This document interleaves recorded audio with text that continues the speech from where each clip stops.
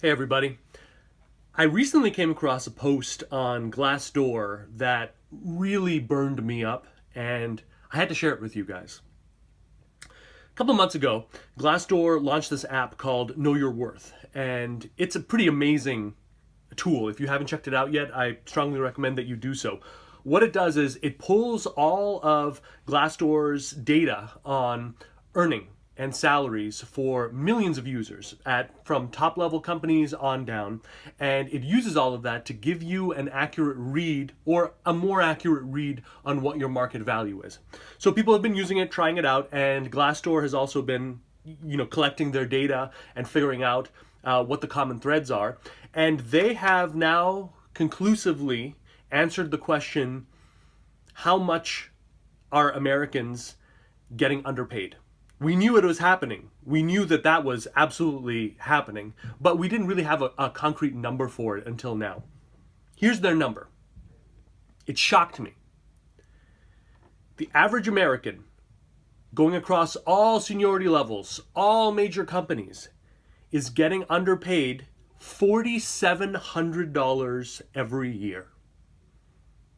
$5,000, basically, is what the average American is leaving on the table and kicking back up to their employer each and every single year. So what is $5,000? 4,700 if you want to be detailed. What is that? How much of a difference would that make in your life? I don't know anyone, and I've worked with millionaires, I don't know anyone who would say, that $5,000, I don't even notice it, all right? I'm not even gonna, who cares? I don't need that. You take that 5,000 and you put it into your savings. You take that 5,000, you put it into a Roth IRA, you let it grow. You retire a multimillionaire. The only question is how many times over? $5,000. And why is this happening? Why are we at this state where companies have given us and we've bought and sold this lie that you gotta be lucky for the job that you have? Even though it's a roaring economy now, jobs are getting added at an astronomical pace. You got to be, thankful for us worshiping at the teat of this giant corporation. Thank you so much for the job. Thank you for giving me the opportunity. And yes, of course, I will give you this money back as a token of my gratitude and my humility to you. Why is it like this? Let me give you a couple of other stats because, it's not just about the 5,000, all right? 5,000 is a gigantic amount of money. You absolutely have to fight to get that money back and put it in your pocket because you've earned it. You earn it every single day that you show up to work and do your best and achieve excellence. So what are you doing there? But let me just pause there on that money front, okay? And just give you a couple of other numbers to sort of chew on here. Since 1979, productivity in this country has gone up 80%, while wages have remained stagnant. The cost of living increase since 1990 has gone up 67%. That's how much more you need to earn just to sort of maintain a baseline. The number of people in the workforce who work 50 plus hours per week, this shocked me.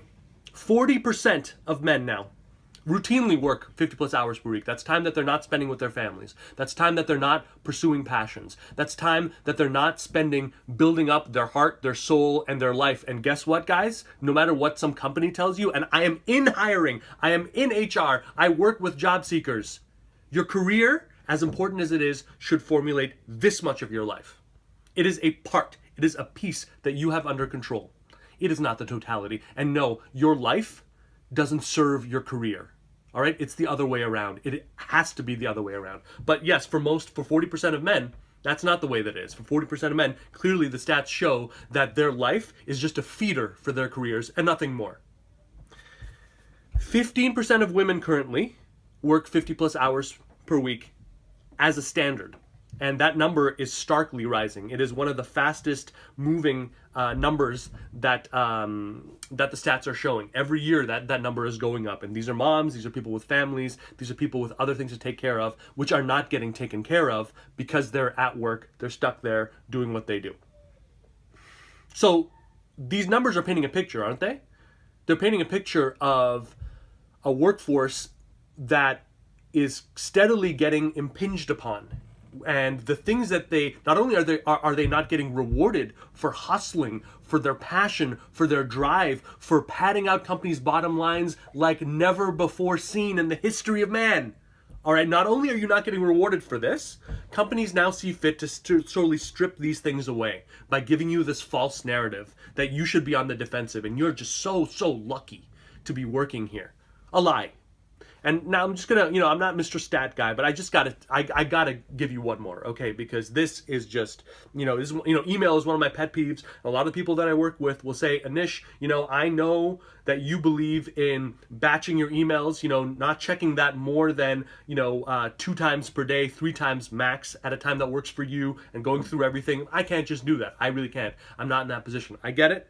All right. For some people it's negotiable. For many people it's not. And here's just to give you the final thing, because email, I find for me, I dislike it. It annoys me. Here's really what it boils down to. Email. All right. 22% of American workers are expected to check email outside of work. 50% of American workers check their emails during the weekends. So that's your 2 out of 7 days, right? By the way, that's supposed to be yours. That's not yours anymore, right? When you're putting out fires, when you're answering last minute emails from your boss, when you sometimes have to pick up the phone and call to update him, that's not just the MO, and I really just want to impinge upon that. This is not the MO. This is what has happened recently. And finally, 34% of American workers check their emails on vacation.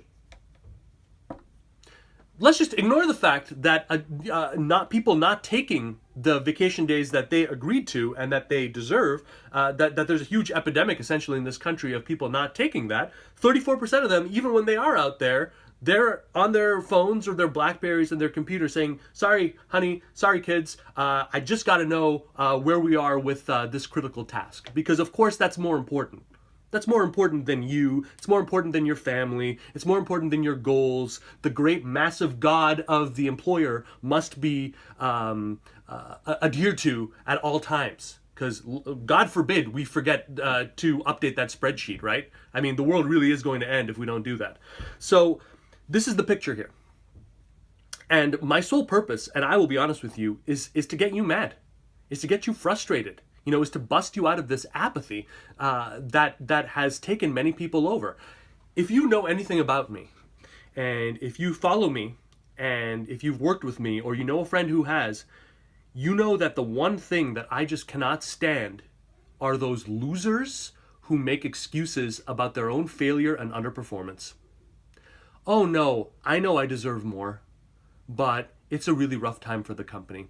Or, I know I deserve more, and I tried to get it once, and it didn't work, and so I'm just going to wait. Or, I know that, and this happens all the time, by the way, I know that the person who is one step below me on the totem pole of seniority, I know that he basically makes what I make, and I know that that's wrong, but it's a little early, apparently, according to my boss, for a salary correction, so I'm just going to accept it. That's not right. And you don't deserve that.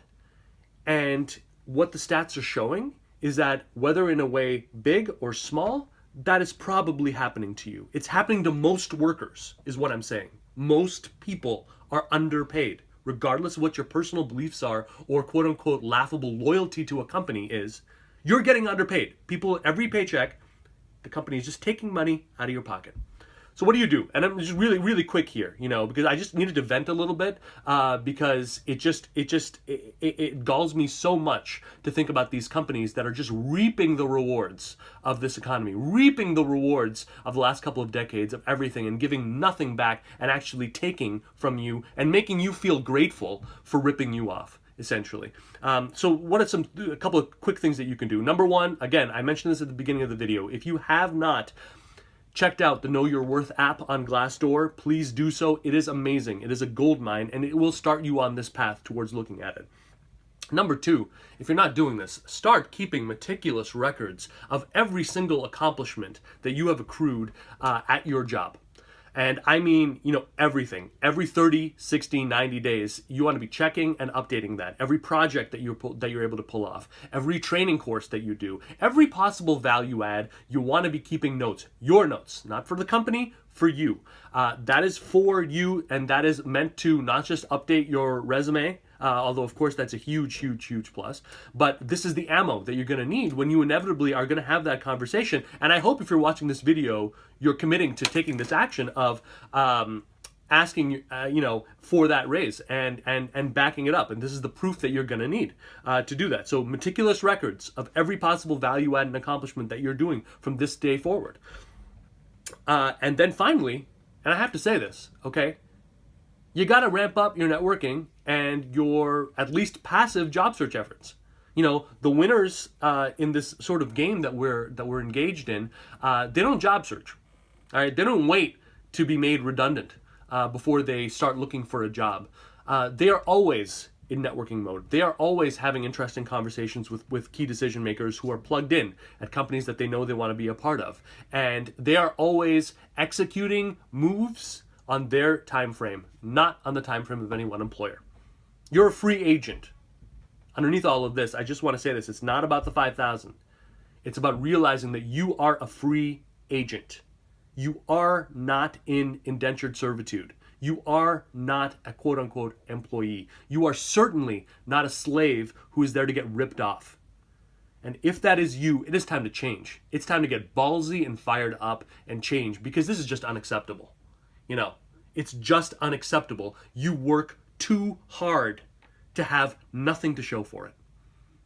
So if this has been a wake-up call to you, mazel tov. If this has gotten you fired up, great. And I encourage you, by the way, if you haven't done this, visit me on upgradeyourjob.com, where you will receive instant access to my 6-point checklist for landing a 6-figure job. And once a week, we'll get a little bit more ballsy advice, uncensored, about what's working, what's not, and how you can reap the benefits.